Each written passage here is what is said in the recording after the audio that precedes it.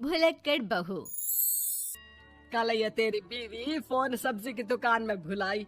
वो तो भला है कि पहले भी 5 बार भूल चुकी है, तो लोगों को पता है कि ये मोबाइल तेरी बीवी का ही है। अरे तो कौन सा आईफोन है जो लोग दबा लेंगे? 2 कौड़ी का फोन है, न लाइट चलती है, न आवाज आती है। बस नाम का फोन है, ये नाम का। अरे नाम के फोन पर तो घंटों पंचायत करती है, न जाने क्या काम होता है। अरे कौन से शहर बाजार में तू काम करती है? बहू सास से जीत तो सकती नहीं थी, वहीं से चली जाती है।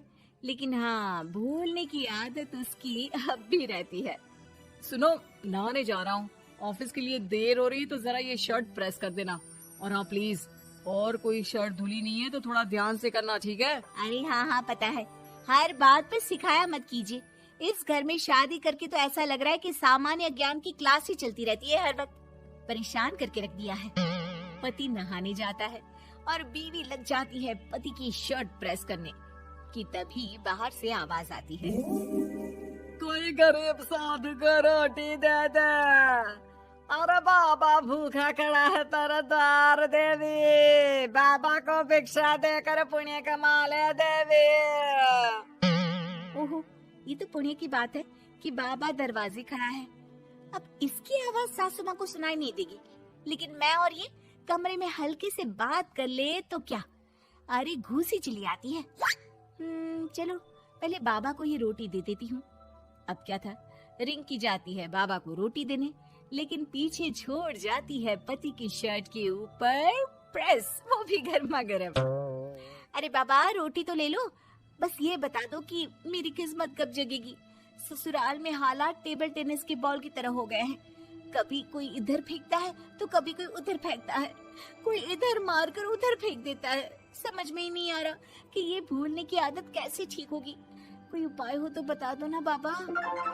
बाबा घर के अंदर देखते हैं तो 1 घंटे बाद टीवी पर गजनी फिल्म शुरू होने वाली होती है। याद है ना, गजनी फिल्म जिसमें आमिर खान को भूलने की बीमारी होती है और वो हर बात को लिख कर याद रखता है। अरे बेटे, हम बाबा हैं, हर किसी सवाल और जीवन में दुख परेशानी का निजात है हमारे पास। तुम एक काम करो, 1 घंटे बाद टेलीविजन के सामने बैठ जाना और जो फिल्म देख रही हो ना देख लेना, तुम्हें तुम्हारे सारे सवालों के जवाब मिल जाएंगे। अलग निरंजन, निकालो खाना, सलाह देने की दक्षिणा भी।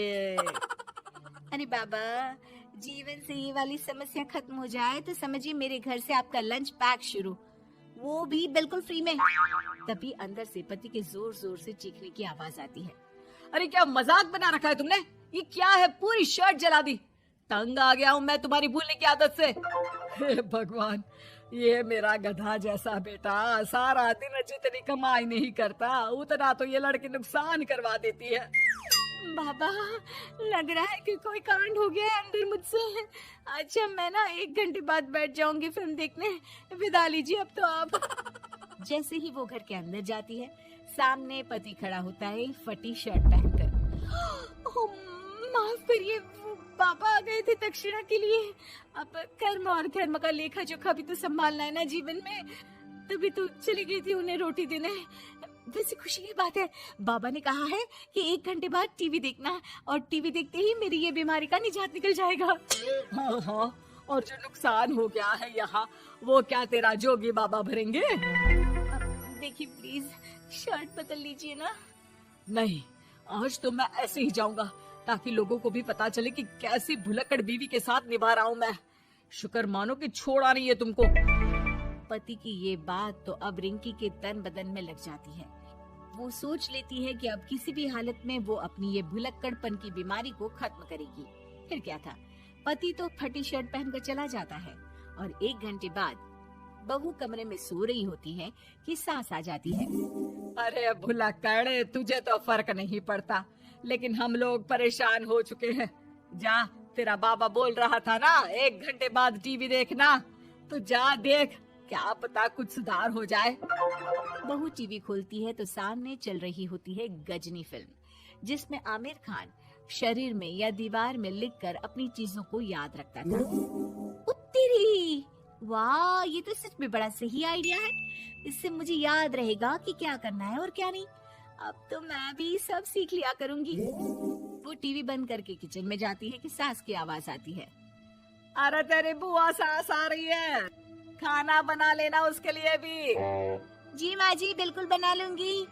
और सुन, वो कल वाला जो आटा बचा था ना, उसकी 2 रोटी बुआ सास के लिए बना देना। आटा पड़ा पड़ा खराब ही हो रहा है। बहू फटाफट रोटी बनाती है, लेकिन तभी उसे ध्यान आता है कि बुआ सास की रोटी तो पुराने आटे से बनानी थी। वो पुराना आटा लेकर रोटी बनाकर उस पर पेन से लिख देती है, पुराने आटे की रोटी बुआ जी के लिए। अरे क्या बन रहा है खाने में? भाभी, आपकी बहू की क्या हाल है? भूलने की बीमारी कम हुई या ऐसे ही तबाही मचा रखी है? अरे क्या बताए, अब आज किसी बाबा से उपाय पता किया है, देखो जरा। भाभी, ये आप ही हो जो संभाल रही हो ऐसी बहू। हम लोगों से तो पता नहीं हो पाता या नहीं। तभी वहाँ बहू आ जाती है। हाँ, तभी तो मैं इनकी बहू हूँ, आपकी नहीं। वैसे मैंने तोड़ निकाल लिया है। अब क्या था, बुआ सास जैसे ही खाना खाने बैठती है कि सास बोल पड़ती है। बहू, याद तो होगा नहीं जो बोला था? याद करो, बुआ के लिए कौन सी रोटी बनानी है, कहा था ना मैंने। सब याद है, सब कुछ, ये लीजिए।